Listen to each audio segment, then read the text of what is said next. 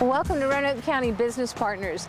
Today our show has quite a bit of variety. We're going to start out talking about business expansions with First Citizens Bank, WFXR, and Atlantic Emergency Solutions. Then we're going to switch gears and we're going to talk a little bit about opportunities in real estate, especially with the Home Shopping Network warehouse. And then finally we're going to end the show with a look at the nonprofit activity in the county and the town. And we're going to go to the Advancement Foundation's big announcement with the Hive. So stay tuned, you don't want to miss it. Roanoke County has launched a new generation of Public Geographic Information System (GIS) applications that allow greater and easier access to the county's mapping, tax parcel, zoning, and government services data. The new application can be found in the new Maps and Apps gallery through the county's GIS page. A separate desktop computer application leverages new technology to provide citizens with three-dimensional imagery of the county. Efficient delivery of technology services is a core mission for Roanoke County's GIS Services Group. To check out the new technology, visit roanokecountyva.gov/GIS.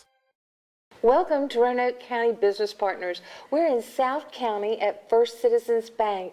And joining me now to my far left is Beth Ruffin, who is Assistant Vice President and Bank Manager. And to my immediate right is Eddie Hunter, who is Area Executive for First Citizens. First of all, thank you so much for being on the show. We are so happy to have this opportunity to brag on First Citizens. But before we get into the real bragging part, let's talk a little history. Maybe one of you could kind of walk us through the history of the bank, I'll take Eddie? that. Great. Yeah, All right. First Citizens Bank was actually started in North Carolina in a little town outside of Raleigh. Okay. It was called Smithfield, not to be confused with Smithfield, Virginia. No bacon in That's right. That's right. But it started in 1898. And by the early 20th century, a gentleman by the name of R.P. Holding started working for the bank. And by 1934, he had worked his way up to president and chairman of the bank and the major stockholder of the bank. Wow. We now look that we're at two generations, and his grandchildren, Frank Holding Jr. and his sister, Hope Bryant, actually are the chairman and vice chairman of the bank today. I read that about your bank, that it's still in the family. That's unusual, isn't it? Yes, and we're also the largest family-controlled bank in the country. Now, that's a major distinction, yes. That's right. We have 560 branches. We actually go coast to coast now, mainly along the southern part of the United States, with most of the banks still located in the southeast. Yeah. But we are located in 18 branches. In 1995, with states, 19 states, we expanded into Virginia. Okay. And actually expanded into the Roanoke Valley in 1996. Okay. And opened our first branch at this same location in 1997. Wow. So we've been here 18 and a half years. Well, that's something to be proud of. It really is. And you also have something else to be proud of, and that is this beautiful facility that we're standing in right now. Absolutely. Beth, what happened? How did y'all decide to expand? Thank you for asking. It's a great story. Oh, good. We moved in here September 14th. We consolidated 3 facilities. We had a drive-through. We were temporarily in the building next door. And then we moved our Cave Spring location, which was located in the Kroger, over. That's right. So now we have a beautiful 7,300 square feet, 2 floors. And we have all of our people in one facility, which has been really fantastic. Oh, I'm sure it is. But the front of the bank is so striking. First of all, thank you, because every time someone builds a new building and does such architectural detail, they raise the profile of the corridor, and you can imagine how we feel about that in Roanoke County. So thank you for that. But it's very striking, and so now I think people notice the bank more. The way you positioned it, the way you designed it. It was just beautiful marketing, besides being a beautiful facility. Thank you. And to your point, we deliberately styled the bank in the Williamsburg style. I love that. And with the brick to be similar to what we see in this area.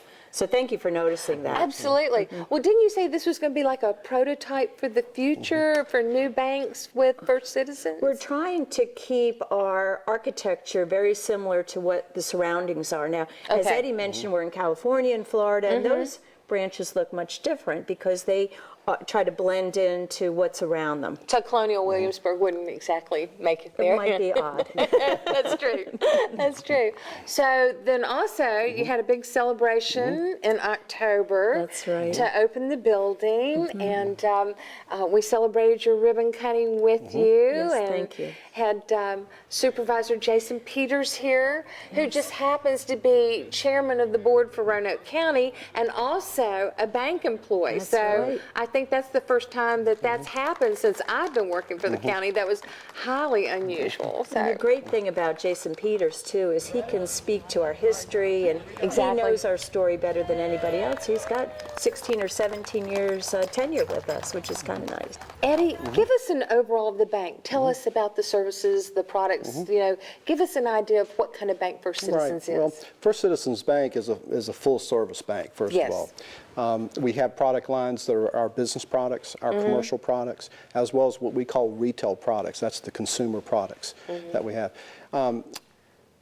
Then you can bank here just about any way you want. I mean, we have the traditional branches that we're in now, but technology is taking us away from that, and offering other types of ways of doing business, such as, of course, ATMs came years ago. Of course. Now we have online banking. We have, mobile banking. We even have call centers for people that aren't comfortable with using those outreach type of products that and services that they can call 24 hours to the bank to get help.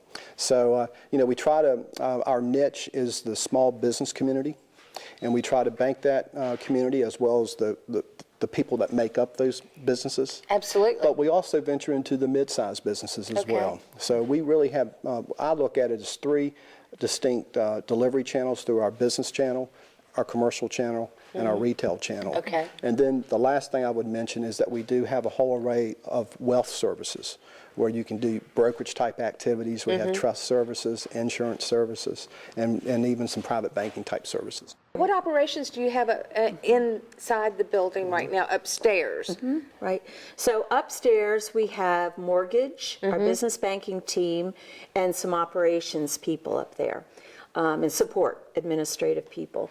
And then downstairs we have our retail team, which is our teller staff and our lending staff. So it's all inclusive. We have everything can be done from this building, which is kind of nice. So that was the purpose of doing the expansion, was to bring everybody together and have it all in one facility. Absolutely. For a lot of different reasons. Security, it's definitely nicer to have people together. Right. But also sharing information, talking about clients' needs and being all-encompassing there. So it really served us well to be together. I would say that the three facilities that we did consolidate to this one location, our customer base was using all three.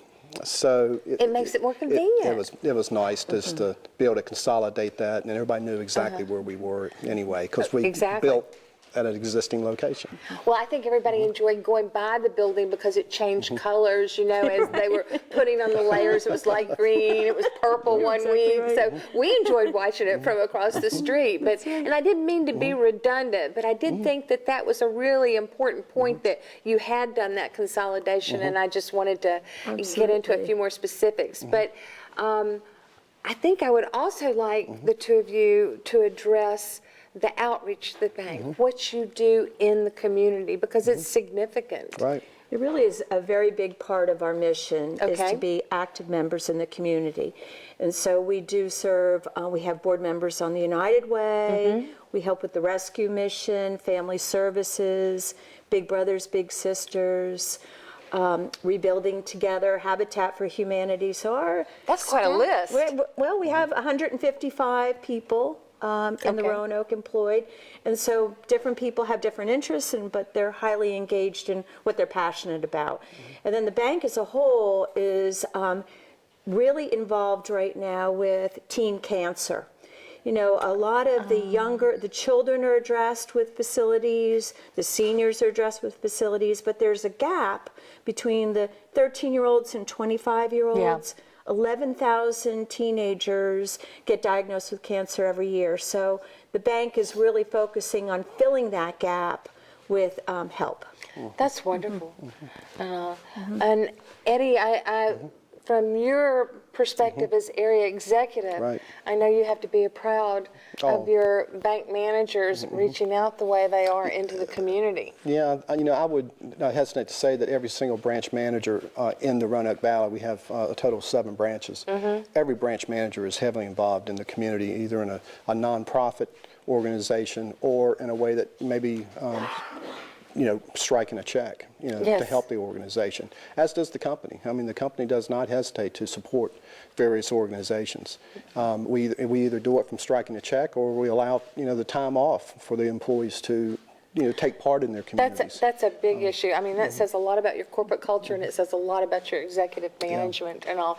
And I thought, since you are executive management, that you might want to shout out a little bit about Beth and what she's doing with the Brambleton Area Business Association. The Brambleton Area Business Association, we were very familiar with the Williamson Road Business Association. Of course, yes. So when this new organization was started getting up and running, Beth showed a lot of experience, or interest, I should say. I did. And now she is actually on that board. And I think they're running the model similar to what the Williamson Road model is. They're very much like sister organizations. In fact, RABA and Grandin Road in the city both came to help Brambleton get off the ground. I just loved that, help, that reaching out to each other, this is where we made our mistakes, so maybe you can avoid them and all. And Absolutely. we thank Beth for being treasurer. We at the county, we think this has super potential. And all. So I want to thank both of you for allowing us to come into your lovely new facility. And I know people who are riding by on 419 every day probably want to come in and get a little peek, and have really enjoyed the construction process and watching everything go up. But thank you for the investment. Thank you for staying with Roanoke County. Oh, yes. Thank you. Thank you for the jobs that you retained and the ones that you brought together. We really appreciate your investment in Roanoke County. Well, Thank you. The county was great to work with. Absolutely. through I all was just this, going to say so. that. Well, thank you, and I did not pay you to say that, so I really appreciate it. Please stay tuned. We'll be right back. Have you ever wanted to make a difference in the life of an animal but didn't know how? The Regional Center for Animal Care and Protection is looking for volunteers to assist with the daily care of their animals. Volunteer opportunities include cat socialization, dog walking, front desk or kennel assistant, off-site adoption events, rescue networking, or shelter photography. As a volunteer, your time and talents will make a difference in the life of an animal. For more information on how to become a volunteer, call or email the Regional Center for Animal Care and Protection. Welcome back. We're now here celebrating the grand opening and ribbon cutting of WFXR News. And with me here today is Erica Zink, the General Manager and Vice President of WFXR News. Erica, thank you for being with us today. Thank you. It's thrilling to have you with us and to celebrate it as we celebrate this wonderful expansion for the community and the tripling of our plant square footage and the build out and the month and a half long run of WFXR News. Well, this expansion is about 15,000 square feet, which is triple the size of your former space, and I know that you're excited to have this much capacity. We're thrilled, and we're thrilled to be here in this beautiful state-of-the-art studio and facility, and to have this plant to be able to help our dedicated team serve the community. And this broadcast facility, brand new? Brand new, $3 to $4 million expansion, along with an expansion of 33 new jobs in the county and on our team and on our staff, all to give us the tools to be able to help community partners and the community grow. This is great news for Roanoke and the Southwest and Central Virginia. I know you're expanding your services and your news coverage. It is, and we've just recently launched our community portal website, virginiafirst.com, which is focused on, again, providing resources for the community individuals, organizations, and business partners to be able to be another tool of ours, a product of WFXR News that will help us in our team serving of the community and helping the community grow and prosper. Erica, I have been continually impressed with your commitment to community, to serving the community and working with all of us to help grow the economy and grow our constituency and your employment base, and I thank you for that. Well, thank you. And we're passionate, and it comes from our home office all the way through across the building. Our parent company, Nexstar Broadcasting, it started in 1996 with one station and had that passion, a commitment to the community with that one station and one market back in 96 to where we are in 57 communities and 57 markets, having the same passion across all of our stations and all of our markets. And Nexstar is in Dallas, Texas, is that right? In Irving, Texas. Irving, Texas. Well, I know that you have a lot of partnerships, even with Bedford County here tonight. They have an ag committee, I think, that you guys were helping support, and you've done that in a number of ways throughout the community, and the community absolutely loves this facility and being here tonight and getting a chance to actually act as weather people in front of your TV, your green screen here, actually. No, it's thrilling to have so many of our partners and have so many friends and supporters to be able to be here to share this exciting ribbon cutting. And it's been a wonderful day and wonderful ceremony and just a wonderful way to take and to introduce this facility and this plant to our friends and neighbors. Well, we thank you for your ongoing commitment to the community, Erica, and we're thrilled that you're here at Valley Point and in this new location, and we thank you. Thank you. Stay with us. We'll be right back. This is Chief Howard Hall of the Roanoke County Police Department. I'd like to thank the almost 80% of Virginians who already wear their seatbelt. However, there were still 310 people who died last year in Virginia while unrestrained. Seatbelts are the best defense in a crash and save thousands of lives each year. During the Click It or Ticket campaign, we will have officers out day and night aggressively enforcing Virginia's occupant protection laws. If you are caught not wearing a seatbelt or using a child seat as required, you will get a ticket. The warnings are over. Click it or ticket. Welcome back. Today we are featuring an exciting development opportunity here in Roanoke County. We're showcasing available real estate, and with me today is Doug Ferris, Senior Vice President with Benzwanger Company. Doug, thank you for being with us. Thank you for having us here. Now, today we're at the Home Shopping Network building, which is a really large building here in Roanoke County and an exciting opportunity for us to market this property to another user. Benzwanger Company is the listing agent on this property. Tell us a little bit about Benzwanger. I will. Thank you for the intro. Our company is an 85-year-old, four-generation family-run business, so we're an unusual entity. We have worked extensively with multinational firms on requirements to acquire and dispose of facilities similar to this, and we're pleased to be representing the group out of New Jersey that built the building originally for Tweeds, subsequently expanded it for Home Shopping, who's been here for about 16 years. Well, I know that when this building was built, it was very exciting when Tweeds came into the community, and I know that you too have been involved off and on over the years in this property, so I'm very excited to have your engagement in this building. Your success has been fairly well known throughout the Southeast in terms of success rate, and I know Benzwanger has been a great partner for us in this, and I appreciate your helping us with this. This building is large. It's, I believe, the only available building of its size in this part of the Roanoke area and in the 81 corridor. Tell us about that. It is. It's about 368,000 square feet, the largest existing building on the Interstate 81 corridor, which is, as you know, the main truck artery into the Northeast. So we think that's a key attribute from a marketing standpoint. It's a cross-dock building, Jill, which means it has docks on both sides. It's 32 feet clear in the middle.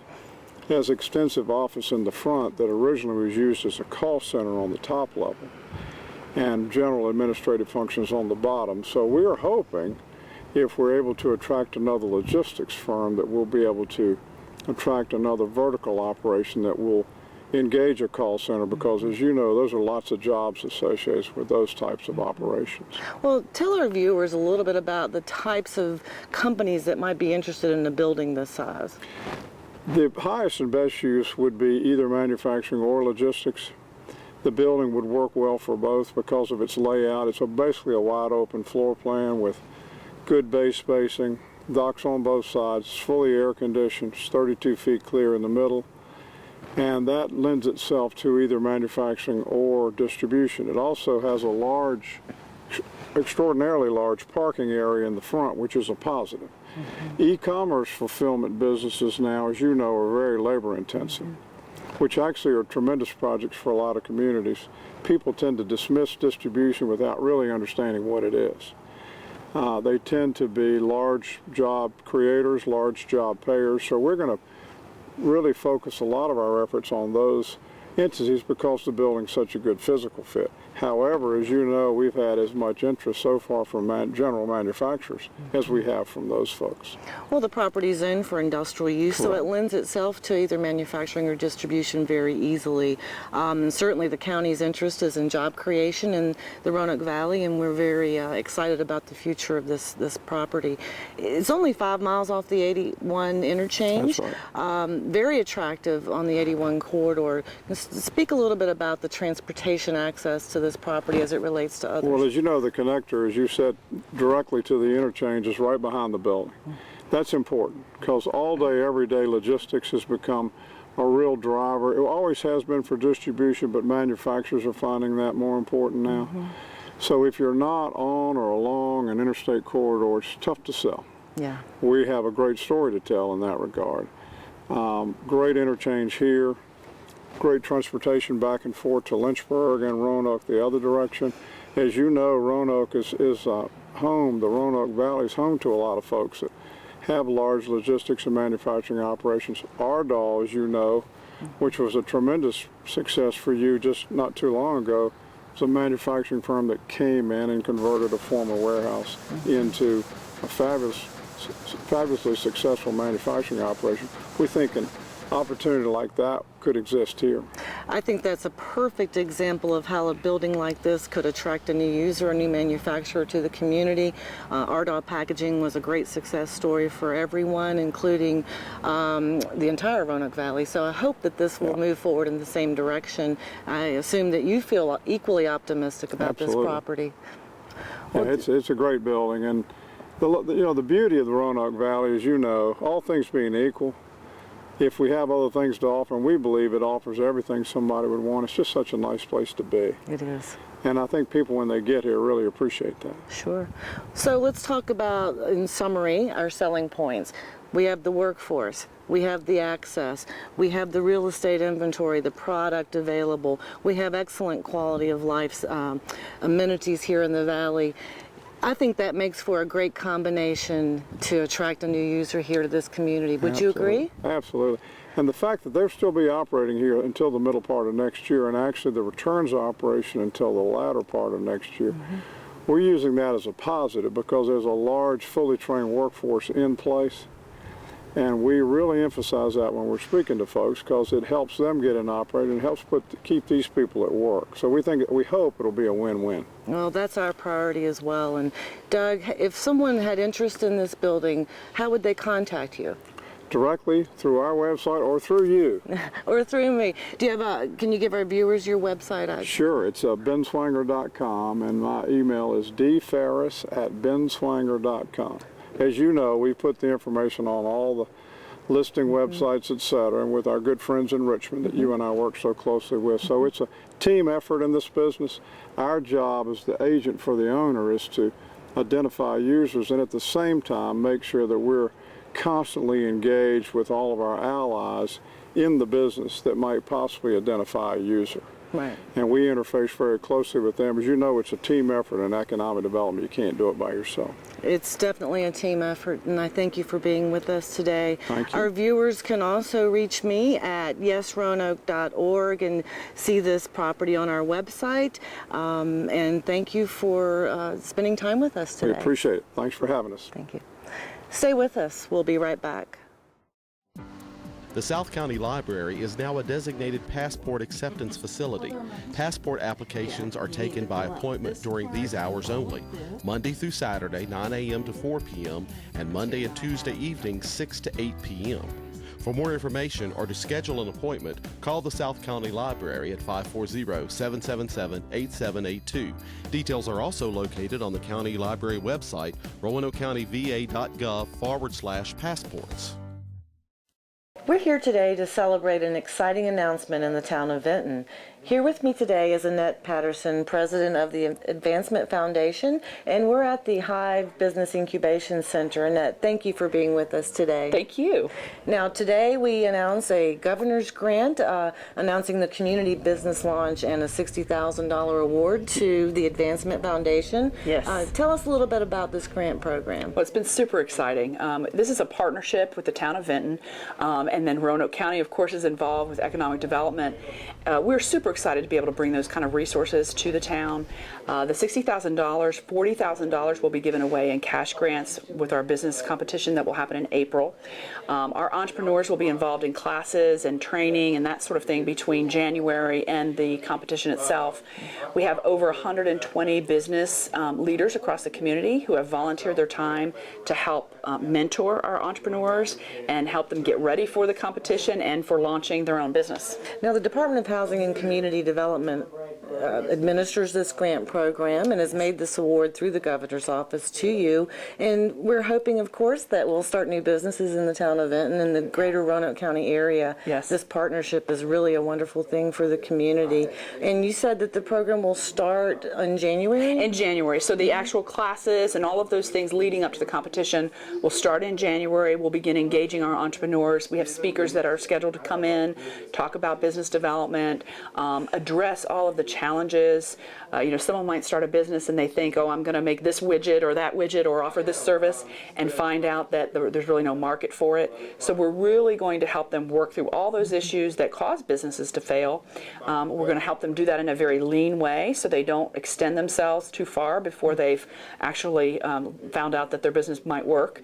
It's really exciting because business incubation centers really have an opportunity to help businesses be 87% successful, which is crazy when so many small businesses fail when they're out there on their own. So Annette, for our viewers, if they're interested in applying for a grant and getting involved in the program, how would they get in touch with you? So they need to go to our website. It's theadvancementfoundation.org. We do have the application for the competition on there, and there's also opportunities for folks in the community to volunteer their time and expertise if they want to help our entrepreneurs. They can also find that at the Skills-Based Volunteer Bank that's also on our website. Great. Well, it's an exciting program, an exciting announcement. Thank you for your leadership, and we look forward to a great year. Thank you. Stay with us. We'll be right back. Atlantic Emergency Solutions is expanded in the town of Vinton. AES originally located one of 9 service centers in their corporation at 845 3rd Street in the Vinton Industrial Park. As business increased, the corporate office realized they needed to expand the operation and open a collision center. The collision center could be located anywhere in or around the Roanoke region, and it would free up space for the service center that was already located in Vinton. An exhaustive site search was undertaken by AES. The team toured buildings from Christiansburg to Troutville and ended up purchasing an existing building 3 doors down the street in Vinton at 930 3rd Street. On October 16th, the grand opening was held on site with Joe Pack, Atlantic CEO and President, and Executive VP Will Bascom, with Vinton Mayor Bradley Gross and Roanoke County Board of Supervisors Chairman Jason Peters participating in an uncoupling of hoses instead of the traditional ribbon cutting that is used to represent their industry. The event was celebrated with speeches, presentations, tours, inventory displays, and a grilled chicken luncheon.